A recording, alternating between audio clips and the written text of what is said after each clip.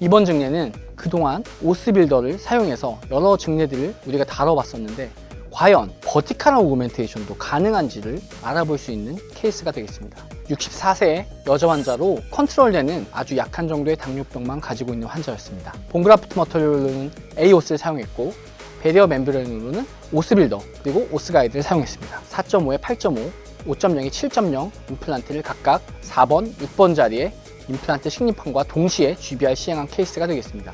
치료 기간은 약 8개월 정도 소요되었고 그 후로 2년간 팔로우업한 케이스가 되겠습니다. 이 환자는 하악에는 RPD 그리고 상악에는 임플란트 오버덴처를 사용하고 있었던 중이었습니다. 하악 구치부 발치된 후로 약 30여 년간 덴처를 사용한 분이었기 때문에 임플란트를 식립하기로 예정했던 6번 부위에서 아주 심한 골 결손을 보이고 있고 버티컬한 간격이 캐날까지 거리가 굉장히 제한적인 케이스였습니다. 특히 36번 부위는 약 3mm 정도의 버티컬 본만 가지고 있었기 때문에 가장 짧은 임플란트를 심는다 하더라도 버티컬하게 3-4mm 이상의 뼈 이식을 해서 버티컬 오그멘테이션을 이루어내야지만 해결할 수 있는 증례였습니다. 아주 제한된 골 높이를 가진 하악, 구치부, 소구치부 수술의 경우에는 멘탈 너브, 멘탈 포라멘을 반드시 수술 전에 찾아서 이 부분을 확인하면서 수술해야 됩니다. 물론 플랩을 열고 이것들을 찾았다고 하더라도 너무 강하게 리트랙션 하는 경우에 트랙션 인저리가 발생할 수도 있습니다.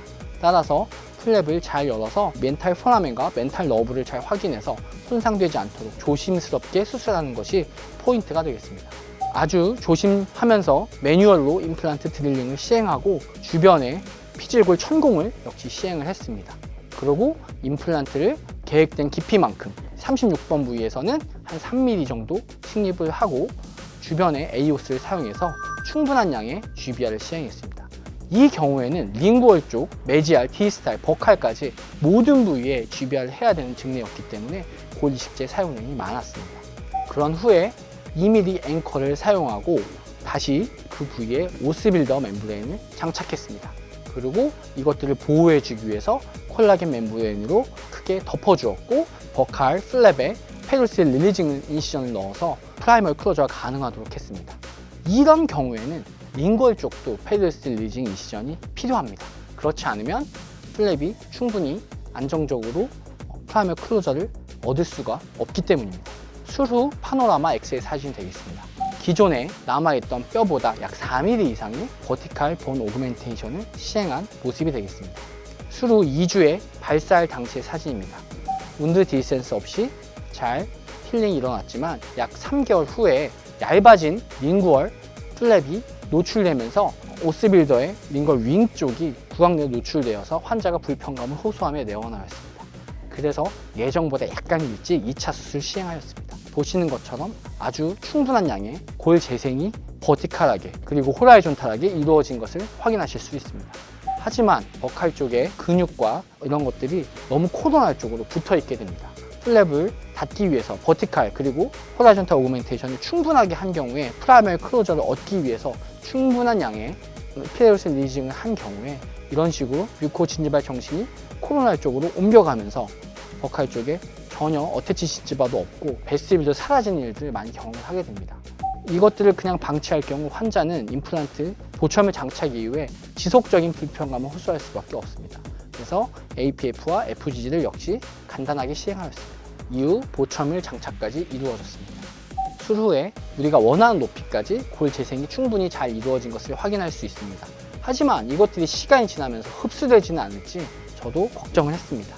수술 후 1년 뒤에 이식한 골 이식제의 맨 상방 부분에 코티칼 라이닝이 관찰되기 시작합니다. 오그멘테이션 된 본들이 충분히 잘 기능을 하고 있다는 증거로 볼 수 있을 것 같습니다.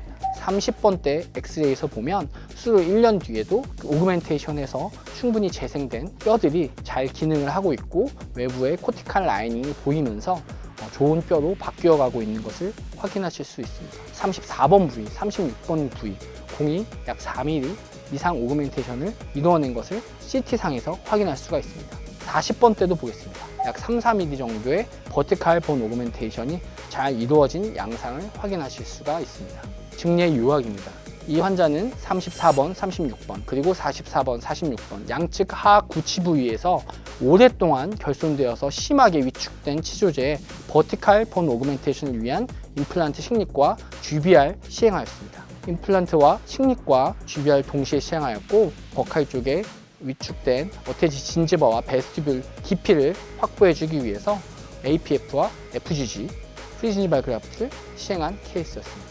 경청해 주셔서 감사합니다. 다음 증례로 찾아뵙겠습니다.